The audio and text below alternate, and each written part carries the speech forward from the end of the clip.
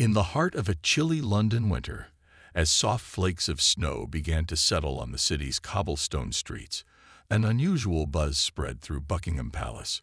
For weeks, whispers had been circulating about something extraordinary happening within its grand walls.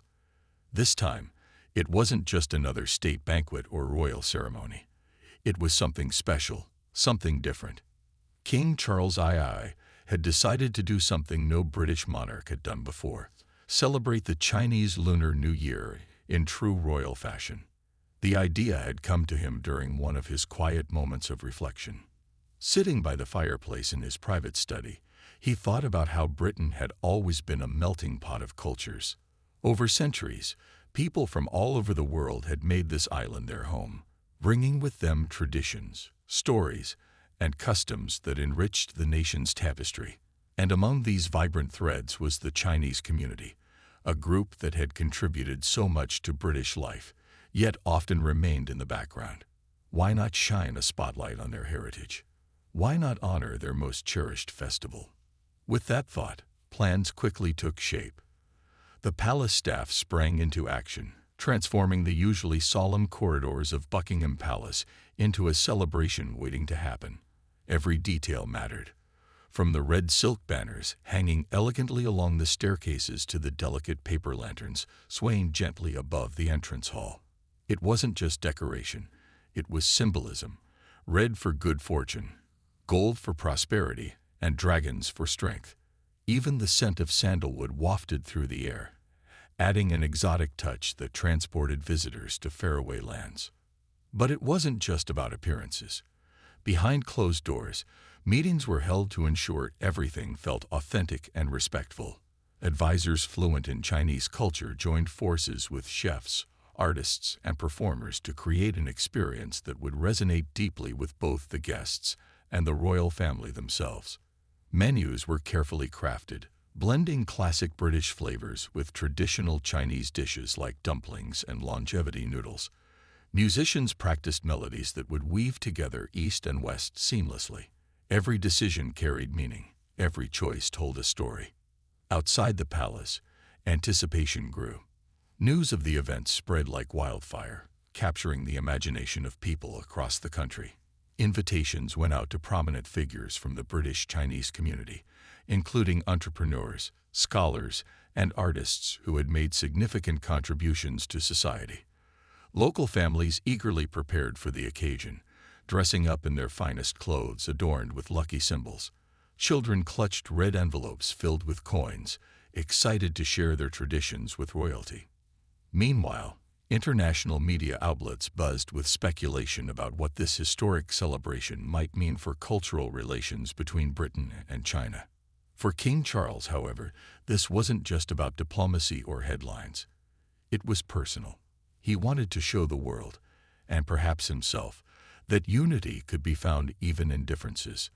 As he walked through the decorated halls, inspecting each arrangement with a keen eye, he couldn't help but smile. Something magical was brewing, and he knew it would leave a lasting impression not only on those attending, but also on future generations. Little did anyone know, this celebration would become more than just an event. It would mark the beginning of a new chapter in how Britain embraced diversity and celebrated shared humanity. The transformation of Buckingham Palace into a vibrant hub of Chinese culture was nothing short of extraordinary. The palace staff worked tirelessly, their hands moving with precision and care as they brought the king's vision to life. Every corner of the grand estate seemed to hum with energy, from the glittering chandeliers adorned with red ribbons to the intricate dragon motifs painted onto silk panels that lined the walls. It wasn't just about decoration. It was about creating an atmosphere, one that would transport guests into the heart of Lunar New Year celebrations, while still retaining the regal charm of the royal residence. Queen Camilla took charge of the floral arrangements, pouring her passion for gardening into every bouquet. She chose plum blossoms, which symbolized resilience and renewal in Chinese tradition, as the centerpiece of her designs. Delicate branches of these flowers were arranged alongside golden orchids and sprigs of bamboo, each element carefully selected for its meaning. "Flowers speak without words," she remarked to a member of her team, smiling warmly. Her goal was simple yet profound: to create beauty that told a story, one that bridged cultures through nature's elegance. Meanwhile, Prince William and Princess Kate focused on what many considered the highlight of any celebration: the food. They collaborated closely with renowned chefs, both British and Chinese, to craft a menu that honored tradition while offering something new. The couple spent hours tasting dishes, debating flavors, and ensuring every bite would resonate with guests. From steamed dumplings, shaped like crescent moons, to crispy spring rolls filled with fragrant spices, the selections promised to be a feast for both the palate and the eyes. Even classic British favorites got a twist. Think roast beef served with a side of stir-fried vegetables, seasoned with ginger and garlic. For dessert, there were sweet rice cakes symbolizing growth and prosperity, paired with rich chocolate truffles infused with hints of lychee, a nod to fusion at its finest. Prince Harry and Meghan Markle, though unable to attend in person due to their commitments abroad, played a vital role in shaping the event's spirit of inclusivity. Through heartfelt video messages recorded in California, they shared reflections on the importance of embracing diversity and celebrating cultural heritage. Their words resonated deeply, especially when Meghan spoke about how traditions connect us to our roots while also opening doors to understanding others. These videos were set to play during the evening, adding a personal touch that reminded everyone present of the global significance of such gatherings. As preparations neared completion, excitement rippled through the palace corridors. Staff members whispered eagerly about the upcoming festivities, exchanging stories about the lion dance troupe scheduled to perform or the fireworks display planned over the Thames. Seamstresses meticulously adjusted costumes for performers, ensuring every stitch captured the vibrancy of Chinese artistry. Musicians rehearsed late into the night, blending the haunting tones of the guzheng, a traditional Chinese zither, with the harmonious chords of Western string instruments. Each note carried hope, for unity, for connection, for a brighter future. Even the youngest members of the royal family joined in the preparations. Little Prince George and Princess Charlotte giggled as they helped hang paper lanterns, their small hands clutching brushes dipped in bright paint to add finishing touches. "Dragons bring good luck," George exclaimed proudly after completing his masterpiece, earning nods of approval from the adults around him. It was moments like these, simple, joyful, and full of wonder, that underscored the true purpose of the celebration: not just to honor a festival, but to remind everyone of the power of coming together. By the time the final arrangements were made, Buckingham Palace looked unlike anything anyone had ever seen before. It stood ready, not just as a venue for a party, but as a bridge between worlds, a place where East met West in harmony. As the sun dipped below the horizon on the eve of the Lunar New Year, casting a warm glow over the snow-covered grounds, the stage was set for an unforgettable night. The air buzzed with anticipation, and hearts swelled with hope. Something remarkable was about to unfold, and no one wanted to miss it. As the sun set over London, painting the sky in shades of deep orange and purple, the grand gates of Buckingham Palace swung open to welcome a dazzling array of guests. The crisp winter air carried an electric sense of anticipation as carriages and sleek black cars lined up along the driveway. Stepping out onto the red carpet were ambassadors, dignitaries, business leaders, artists, and members of the British-Chinese community, all dressed in their finest attire. The women wore gowns shimmering with intricate embroidery, while the men donned sharp suits or traditional Chinese jackets adorned with golden dragons. Children, wide-eyed and excited, clutched scrolls bearing blessings of prosperity and good fortune, their laughter adding a joyful hum to the evening. The palace itself seemed alive under the glow of lanterns strung across its facade. Strings of red lights illuminated the entrance, creating a warm and inviting pathway into the heart of the celebration. As guests made their way inside, they were greeted by liveried footmen who stood tall and dignified, their polished buttons gleaming under the soft light. Each arrival was announced with a flourish, their names echoing through the opulent halls like a melody. For many, this was more than just an invitation. It was an honor, a chance to be part of something truly historic. Inside, the atmosphere was nothing short of magical. The grand entrance hall had been transformed into a vibrant showcase of Chinese culture. Towering displays of lucky bamboo stood beside statues of lions, their fierce expressions softened by garlands of fresh flowers. A harpist played gentle melodies near the staircase, her music blending seamlessly with the rhythmic plucking of a guzheng nearby. Guests paused to admire hand-painted scrolls depicting scenes of mountains and rivers, each stroke telling a story of ancient wisdom and artistry. Some even stopped to take selfies in front of a life-size dragon sculpture made entirely of silk and gold thread, an Instagram-worthy moment that captured the essence of the evening. For the younger attendees, the excitement was palpable. Clusters of children darted between adults, their cheeks flushed with delight as they marveled at the decorations. Many wore red outfits, a color believed to ward off bad luck, and carried small drums or toy dragons, gifts handed out by palace staff upon arrival. Parents exchanged proud smiles as their little ones tried out phrases like Gong Sai Fa Kai, wishing you happiness and prosperity, practicing them with giggles and occasional mispronunciations. It was impossible not to feel the warmth radiating from these families, whose presence brought authenticity and joy to the event. Amidst the sea of faces were familiar ones too, celebrities, politicians, and cultural icons who added star power to the gathering. A famous British actor was spotted chatting animatedly with a renowned Chinese painter, their conversation bridging two worlds effortlessly. Nearby, a tech entrepreneur shared stories with a historian about how modern innovations could preserve age-old traditions. These interactions weren't staged. They felt natural, fueled by curiosity and mutual respect. Even those who didn't speak the same language found ways to connect, using gestures, smiles, and shared admiration for the beauty surrounding them. King Charles himself took time to greet each guest personally, his demeanor calm yet genuinely engaged. He moved gracefully through the crowd, stopping to admire a child's calligraphy or inquire about someone's connection to the Lunar New Year. His efforts didn't go unnoticed. One elderly woman, tears welling in her eyes, thanked him for honoring her heritage in such a meaningful way.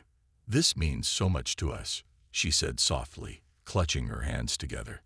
The king nodded warmly, replying, "It is my privilege to celebrate with you." By the time everyone settled into the grand ballroom, the energy was electric. Conversations flowed freely, mixing English with Mandarin and other dialects. Waiters circulated with trays of delicate appetizers. Miniature dumplings shaped like rabbits for the year of the rabbit, spring rolls bursting with flavor, and bite-sized pastries filled with sweet red bean paste. Every detail, no matter how small, reflected thoughtfulness and care. And as the first notes of music began to play, signaling the start of the official program, there was a collective sense that this wasn't just a party. It was a celebration of unity, diversity, and the shared human spirit. The night was young, but already it felt unforgettable. As the clock struck 8, a hush fell over the grand ballroom of Buckingham Palace. The sea of guests, who had been chatting animatedly just moments before, turned their attention toward the stage where King Charles III stood poised, ready to address the gathering. Bathed in the soft glow of golden lights and surrounded by red lanterns swaying gently above, he exuded both authority and warmth, a perfect blend for the occasion. With a gentle nod to the orchestra, the music faded, leaving only silence as anticipation filled the room. King Charles began his speech with a warm smile, his voice steady and clear. "Ladies and gentlemen, esteemed guests, and dear friends," he started, pausing briefly to let his words settle. "Tonight, we gather not merely as individuals from different walks of life, but as one community united by shared values and mutual respect." His tone was sincere, almost conversational, as if he were speaking directly to each person in the room. He spoke of how Britain had always been enriched by its diversity, drawing strength from the contributions of people who brought their cultures, traditions, and stories to this island nation. He then turned his focus to the significance of the Lunar New Year, explaining its symbolism of renewal, hope, and prosperity. For centuries, the Lunar New Year has marked a time for families to come together, reflect on the past, and look forward to brighter days ahead. He said, his eyes scanning the crowd. It is a celebration rooted in gratitude, for the blessings received, and for the promise of new beginnings. His words resonated deeply, especially among the Chinese guests, many of whom nodded in agreement or exchanged knowing smiles. It was clear that the king had taken great care to understand the meaning behind the festival, and his effort did not go unnoticed. But what truly captured everyone's attention was when he began recounting historical connections between Britain and China. He spoke of the Silk Road, an ancient network of trade routes that connected East and West long before modern diplomacy existed. These journeys weren't just about exchanging goods, they were about sharing ideas, art, and knowledge. He explained, gesturing gracefully with his hands. They remind us that our histories have intertwined for far longer than we often realize. As he spoke, images of porcelain vases, intricate tapestries, and tea ceremonies flashed through people's minds, bridging centuries-old ties with the present moment. The king then shifted to a more personal note, expressing his admiration for the resilience and creativity of the British-Chinese community. Your contributions to this country, in business, science, education, and culture, are immeasurable, he said, his voice tinged with emotion. And tonight, we celebrate not only your heritage, but also the bridges you continue to build between our nations. Cheers erupted from the audience, some clapping enthusiastically while others wiped away tears of pride. For many, it felt like their struggles and triumphs were finally being acknowledged at the highest level. To conclude, King Charles surprised everyone with a gesture that left the room buzzing. In careful, practiced Mandarin, he uttered the phrase, Xin Nian Kuai Le, Happy New Year. Though his pronunciation wasn't flawless, it was heartfelt, and the crowd responded with thunderous applause. Children giggled delightedly, pointing at the king as if to say, Did you hear that? Adults exchanged glances, touched by the effort. It was a small act, but one that carried immense weight, a symbol of unity and respect that transcended language barriers. As the king stepped back from the podium, the energy in the room soared. People whispered excitedly about the speech, marveling at how it wove together history, culture, and hope for the future. Some even approached him afterward to express their gratitude personally, shaking his hand or bowing respectfully. For a brief moment, the grandeur of Buckingham Palace seemed to fade into the background, replaced by something far more meaningful, a shared sense of belonging. The evening had only just begun, but already it was clear that this celebration would leave a lasting impression, not just on those present, but on the legacy of cultural understanding itself. Ask, explain. The ballroom buzzed with excitement as the lights dimmed slightly, signaling the start of one of the most anticipated moments of the evening, the lion dance performance. Guests leaned forward in their seats, craning their necks to catch a glimpse of the vibrant spectacle about to unfold. From the far end of the room, the rhythmic pounding of drums began, a deep, thunderous beat that seemed to echo through the very walls of Buckingham Palace. The sound was primal, almost hypnotic, drawing everyone's attention like a magnet. Suddenly, two figures burst into view, their movements fluid and energetic as they brought a magnificent lion to life. The creature, adorned in shimmering red and gold fabric, leaped and pranced with astonishing agility. Its oversized head swayed back and forth, its wide eyes blinking mischievously, while its mouth opened and closed, revealing rows of gleaming teeth. Every motion was precise, every step synchronized, as if the lion had stepped straight out of legend and into the palace. The dancers inside the costume moved with such skill that it was easy to forget there were people beneath the elaborate facade. It truly felt like a mythical beast had come to roam among them. The crowd erupted into applause, clapping along to the beat of the drums. Children gasped in awe, pointing at the lion as it spun and twisted, its tail flicking playfully behind it. Even the adults couldn't help but smile, some even rising to their feet to get a better look. The energy in the room was electric, charged with wonder and delight.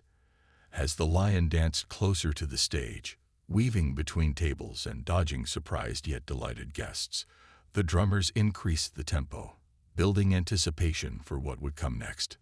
Tradition dictated that during a lion dance, feeding the lion a head of lettuce symbolized attracting good fortune and prosperity. True to form, a large green lettuce tied with a red ribbon was placed on a pedestal near the front of the ballroom. The lion sniffed at it curiously, circling the offering before finally pouncing on it with gusto. With exaggerated movements, it pretended to munch on the leaves, shaking its head vigorously as though savoring the taste. Then, with a dramatic flourish, it spat out the lettuce, scattering bits across the floor. An act meant to spread wealth and blessings throughout the space.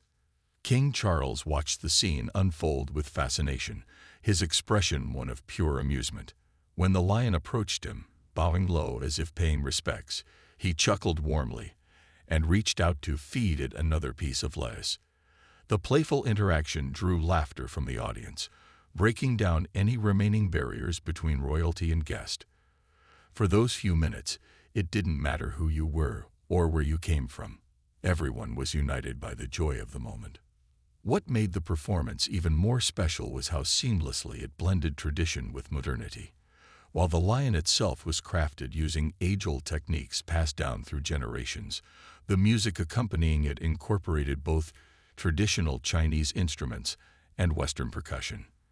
This fusion created a unique soundscape that resonated deeply with the diverse audience. Some older guests nodded approvingly, recognizing familiar melodies from their childhoods, while younger ones tapped their feet to the infectious rhythm. As the performance drew to a close, the lion executed a final series of acrobatic leaps, culminating in a dramatic pose atop a platform decorated with golden coins and red banners. The drumbeat slowed, fading into silence as the creature bowed deeply to the crowd, its head dipping low in gratitude. The room erupted once again, this time with cheers so loud they seemed to shake the chandeliers above. People whistled, clapped, and called out words of praise, their faces glowing with admiration. For many, the lion dance wasn't just entertainment, it was a reminder of resilience and vitality. It embodied the spirit of the Lunar New Year, chasing away bad luck, embracing new beginnings, and celebrating life in all its vibrancy. And as the performers removed their masks, revealing sweat-drenched faces beaming with pride, it was impossible not to feel inspired. They had poured their hearts into the performance, and it showed. When the applause finally subsided, the atmosphere remained charged with excitement. Conversations buzzed around the room, with guests marveling at the skill and artistry of the dancers. Parents knelt beside their children, explaining the significance of the lion dance and why it was considered such an important part of the festivities. For those unfamiliar with the tradition, it was an eye-opening experience, one that left them eager to learn more. By the time the performers exited the ballroom, the lion's presence still lingered in the air, a lingering sense of magic and camaraderie. The celebration was far from over, but as the lion dance concluded and the applause slowly faded, guests were ushered into the opulent state dining room, where a feast awaited that could only be described as a culinary masterpiece. The long tables stretched across the room, adorned with pristine white linens and gleaming silverware. Each setting was meticulously arranged, complete with delicate porcelain plates painted with intricate floral patterns, a nod to both British elegance and Chinese artistry. But it was the food itself that stole the show, an awe-inspiring fusion of flavors designed to tantalize every palate. The first course arrived on platters carried by waiters in crisp uniforms, their movements synchronized like a well-rehearsed ballet. Steaming dumplings glistened under the soft light, their translucent skins revealing hints of colorful fillings within. Fragrant pork, tender chicken, and even vegetarian options stuffed with finely chopped vegetables and aromatic herbs. Beside them sat miniature spring rolls, golden and crispy, served alongside dipping sauces ranging from tangy soy glaze to creamy sesame mayo. Guests marveled at how each bite seemed to tell a story, balancing familiar tastes with bold new combinations. Next came the main dishes, a harmonious blend of East and West that showcased the best of both worlds. Roast beef, a quintessential British favorite, was carved tableside and paired with a side of stir-fried bok choy tossed in garlic and ginger. Fragrant rice cooked with jasmine tea leaves sat beside plates of sweet and sour fish, its sauce shimmering with just the right amount of sweetness and zest. For those seeking something more adventurous, there were sizzling clay pots filled with braised duck, mushrooms, and bamboo shoots, their rich aromas wafting through the air and drawing appreciative murmurs from diners. Dessert proved to be the grand finale, a symphony of textures and colors that delighted the senses. Sweet rice cakes, symbolizing growth and prosperity in Chinese culture, were presented alongside sticky toffee pudding drizzled with caramel sauce, a beloved British classic. Bite-sized mooncakes, traditionally enjoyed during the Mid-Autumn Festival, featured unexpected twists. One variety was infused with Earl Grey tea, while another combined dark chocolate with hints of orange zest. Servers circulated with trays of freshly brewed teas, jasmine, oolong, and pu'er, as well as flutes of champagne, allowing guests to choose their perfect pairing. Throughout the meal, conversations flowed effortlessly, fueled by shared plates and mutual admiration for the culinary creativity on display. At one table, a young entrepreneur explained the significance of longevity noodles to her British colleagues, emphasizing how slurping them without breaking symbolized wishes for a long and healthy life. Nearby, a grandmother proudly recounted stories of making dumplings with her family back home, passing down recipes that had been in her lineage for generations. These exchanges weren't just about food. They were about connection, bridging cultures through shared experiences. Even the children found delight in the feast. Small portions tailored to their tastes ensured they felt included, from bite-sized chicken skewers to fruit tarts topped with whipped cream. Parents watched with amusement as their little ones sampled unfamiliar dishes, some wrinkling their noses at first, but quickly discovering newfound favorites. One boy declared, "I didn't know vegetables could taste this good," as he enthusiastically reached for seconds of stir-fried snow peas. Between courses, musicians played softly in the background, adding to the enchanting ambience. A violinist's melody intertwined seamlessly with the gentle strumming of a paipa, a traditional Chinese lute, creating a soundtrack that felt both timeless and modern. Servers moved gracefully among the tables, refilling glasses and ensuring no guest went wanting. Every detail, no matter how small, reflected thoughtfulness and care, an effort to make everyone feel valued and celebrated. As dessert plates were cleared away and the final sips of tea were savored, there was a collective sense of satisfaction in the air. Stomachs were full, hearts were warm, and spirits were high. It wasn't just a meal, it was an experience, one that honored tradition while embracing innovation. People lingered at their tables, reluctant to leave the magic of the moment behind. Some raised glasses in quiet toasts, whispering words of gratitude or hope for the year ahead. Others simply sat back, taking in the beauty of the room and the camaraderie around them. By the time the dinner concluded, it was clear that this feast had achieved far more than satisfying hunger.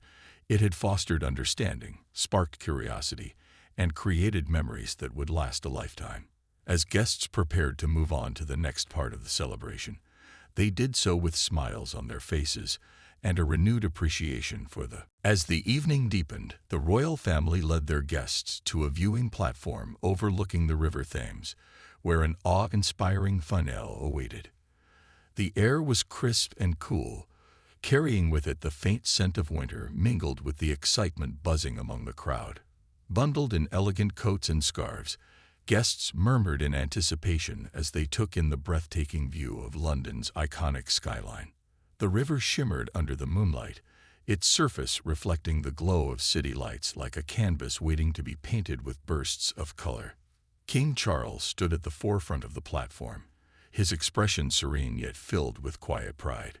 Beside him, Queen Camilla wrapped her hands around a warm cup of spiced tea, occasionally pointing out landmarks to younger members of the family. Prince William and Princess Kate exchanged smiles as they watched their children marvel at the sight of boats gliding along the water, their lanterns casting ripples of light. Even those who had seen London countless times found themselves enchanted by the scene. It felt magical, almost otherworldly. As midnight approached, the atmosphere grew electric. A hush fell over the gathering, broken only by the distant hum of the city and the occasional rustle of fabric as guests adjusted their positions for the best vantage point. Then, without warning, the first explosion lit up the night sky, a dazzling burst of gold that seemed to stretch endlessly above the river. Gasps of wonder rippled through the crowd as more fireworks followed, each one more spectacular than the last. Brilliant reds, vibrant greens, and shimmering silvers cascaded across the heavens, painting the darkness with hues of celebration. The display wasn't just random bursts of color, it told a story. Fireworks shaped like dragons soared high into the air, their tails trailing sparks before dissolving into showers of glittering embers. Phoenixes spread their wings mid-flight, symbolizing rebirth and renewal, while cascading waterfalls of light mimicked flowing rivers, a tribute to the enduring strength and adaptability of life. For a brief moment, a firework exploded into the shape of a rabbit, paying homage to the Year of the Rabbit. Children squealed with delight, pointing excitedly at the celestial creatures dancing above them. Below on the riverbanks, crowds of locals and tourists joined in the spectacle, cheering and clapping as the fireworks illuminated the night. Voices called out in multiple languages: English, Mandarin, Cantonese, French, Spanish, all blending together in a symphony of joy. Strangers standing shoulder to shoulder shared smiles, united by the shared experience of witnessing something truly extraordinary. For many, this was more than just a fireworks show. It was a reminder of the beauty that comes from collaboration and mutual respect. Back on the platform, King Charles watched the display with a thoughtful gaze.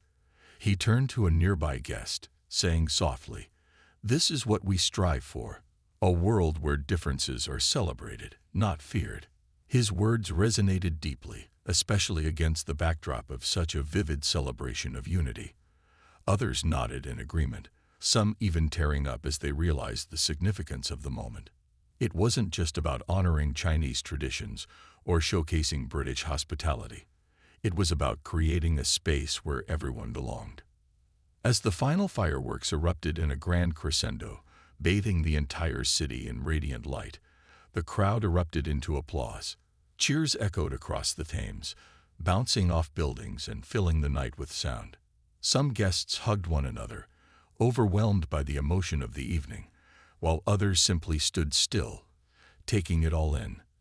The combination of music, light, and collective joy created a feeling that transcended language and culture, a universal sense of connection. When the last spark faded into the darkness, leaving behind a faint haze of smoke, there was a moment of silence. No one wanted to speak too soon, afraid to break the spell of what they had just witnessed. Slowly, people began to murmur their appreciation, exchanging heartfelt compliments with one another. "I've never seen anything like that," one woman whispered, clutching her husband's arm tightly. Another man, visibly moved, said to his companion, "It's nights like these that remind me why I love being part of this community." For the royal family, watching the reactions of their guests was reward enough. They had set out to create a celebration that honored tradition while fostering understanding, and judging by the smiles and tears around them, they had succeeded beyond expectation. As the group prepared to return indoors, warmed by both the festivities and the camaraderie, it was clear that this evening would leave an indelible mark, not just on those present, but on the legacy of cultural exchange itself. In the days that followed, images of the fireworks would flood social media. As the fireworks faded into the night, leaving behind a faint glow over the Thames, the celebrations began to wind down. Guests slowly made their way back inside Buckingham Palace, their faces still illuminated by the afterglow of wonder and joy.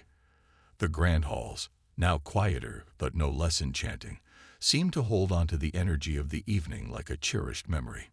Servants moved discreetly among the crowd, offering warm beverages and small treats to those who lingered, ensuring that the night ended on a cozy and thoughtful note. King Charles stood near one of the large windows, gazing out at the city bathed in moonlight. His hands rested lightly on the windowsill, his posture relaxed yet reflective. He had spent much of the evening engaging with guests, listening intently to their stories, and sharing laughter over cultural exchanges. Now, in this quiet moment, he allowed himself to absorb everything that had transpired. The vibrant decorations, the rhythmic beats of the lion dance, the explosion of flavors during dinner, and the dazzling fireworks. It all came rushing back to him in waves. But more than anything, it was the people who stayed with him. The wide-eyed children clutching red envelopes, the elders sharing tales of tradition, the young professionals speaking passionately about bridging cultures. Each face represented a thread in the rich tapestry of humanity, woven together seamlessly under his roof tonight.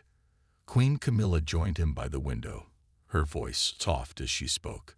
"Do you think we did enough?" It wasn't doubt in her tone, but rather a genuine desire to ensure they had honored the spirit of the occasion. King Charles smiled warmly, shaking his head slightly. "Enough isn't the word I'd use," he replied. "This wasn't just about doing something. It was about starting something. Something bigger than us." His words hung in the air, simple yet profound, capturing the essence of what the evening had achieved. Elsewhere in the palace, conversations continued to flow freely, though at a gentler pace.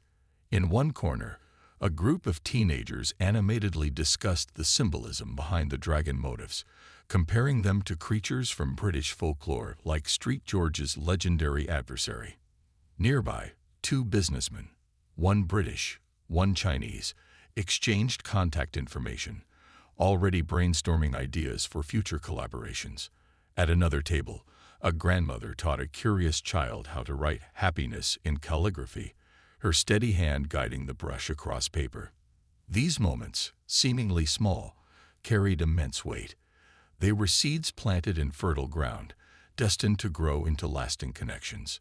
Prince William and Princess Kate took a moment to reflect as well, watching their children play quietly with leftover confetti and tiny drums handed out earlier in the evening. "They'll remember this night forever," Kate said softly, brushing a strand of hair from her daughter's face. William nodded, adding, "And maybe someday they'll understand why it mattered so much." Their words hinted at hope, not just for their own family, but for a future generation that would inherit a world shaped by efforts like these. Outside the palace walls, London itself seemed alive with the echoes of the celebration. Firecrackers popped sporadically in distant neighborhoods, where families continued their festivities late into the night.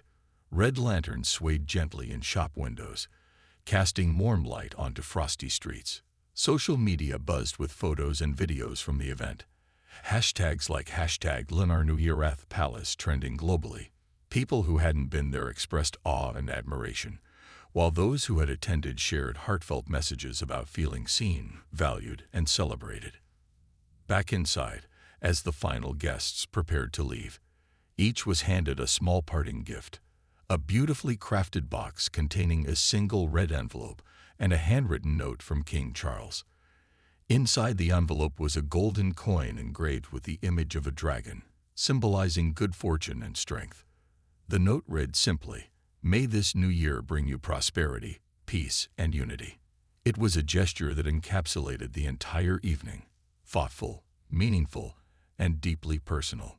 By the time the last carriage pulled away and the palace grew silent once more, dawn was beginning to break over the horizon. Soft rays of sunlight filtered through the windows, casting long shadows across the decorated halls. Staff members worked quietly to dismantle the displays, carefully packing away lanterns and banners for safekeeping. Though the physical remnants of the celebration would soon disappear, its impact would remain etched in the hearts of everyone involved.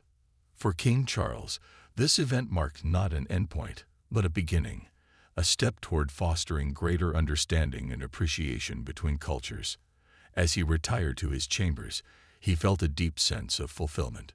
The year of the dragon had begun, not just